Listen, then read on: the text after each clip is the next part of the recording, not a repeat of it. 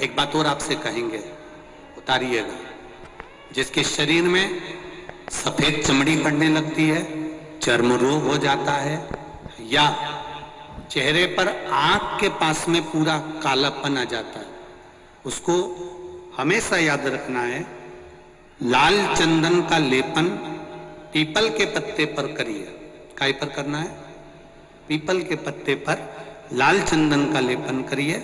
लेपन कर कर सोमवार की अष्टमी के दिन उसको लेपन कर कर वापिस निकाल कर शंकर भगवान पर उसका धीरे धीरे त्रिपुंड बनाकर लेपन करना प्रारंभ करिए। जब आप त्रिपुंड बनाकर लेपन करना प्रारंभ करें, उसके बाद उस चंदन को जो सोमवार की अष्टमी है तब निकाल कर लिया है और निकाल कर लाकर उसको डब्बी में रख लें। उस चंदन का प्रयोग चर्म रोग के स्थान पर थोड़ी थोड़ी मात्रा में करना प्रारंभ करें, पानी के साथ मिलाकर। परंतु उस चंदन को केवल 6 से 7 दिन में प्रयोग करिएगा, ज्यादा नहीं। धीरे धीरे चमड़ी, परंतु उसको सोमवार की अष्टमी के दिन सिद्ध कर कर बनाना है। उसको सोमवार की अष्टमी के दिन चढ़ाना है श्री शिवाय नमस्तुभ्यम या ओम नमः शिवाय या पंचाक्षर मंत्र या महामृत्युंजय मंत्र, जो आपको आता हो, शिव जी का जो नाम आपको याद हो उसको बोलकर चढ़ा दो। उसको लिया, फिर उसको अपने शरीर पर लगाना प्रारंभ करो।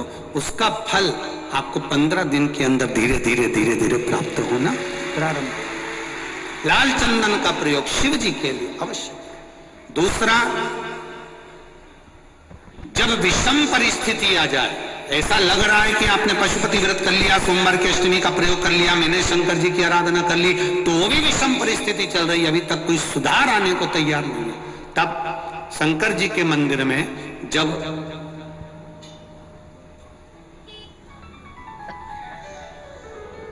बेलपत्र चढ़ाने के लिए आप जाएं, तब प्रयास करिएगा कि बेलपत्र को, अशोक सुंदरी का स्थान सबको मालूम है ना?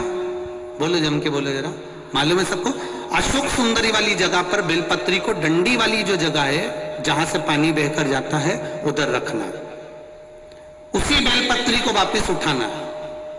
शिव जी के शिवलिंग पर जब बेलपत्री रखो तो डंडी का भाग, आप यहां बैठे हो तो डंडी का भाग पीछे की ओर होना चाहिए। शिवलिंग जैसे ये है तो डंडी का भाग पीछे की ओर, उसको रखकर 7 लोटा जल भगवान शंकर पर समर्पित कर दीजिए। अपने भाव को रखते हो। अगर विषम परिस्थिति चल रही है, आपने पशुपति व्रत कर लिया, सोमवार की अष्टमी का कर लिया, उसके बाद भी कार्य नहीं हो रहा, अटक रहा है किसी कारणवश, कोई फाइल मोटी है, थोड़ा समय लग रहा है, तो 7 लोटा जल का प्रयोग करें।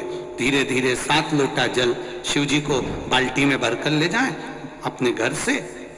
7 कलश जल शिव जी को समर्पित करना है और समर्पित करने के बाद उस बेलपत्री को वापिस अपने ही घर पर लेकर आ जाना।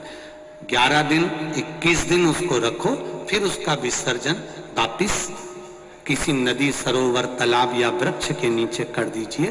बाबा हाथ पकड़कर बाहर निकाल ही देगा। परिस्थिति अगर बहुत विचित्र, विषमता, बहुत विषम परिस्थिति में उस जगह पर इसका प्रयोग कर सकते। शंकर भगवान को रिझाना, बेलपत्र का प्रयोग भगवान शिव को रिझाने का जो आनंद है, शिव को जो मनाने का आनंद है, वो एक स्वरूप ही अलग है, उसका एक स्वरूप आनंद।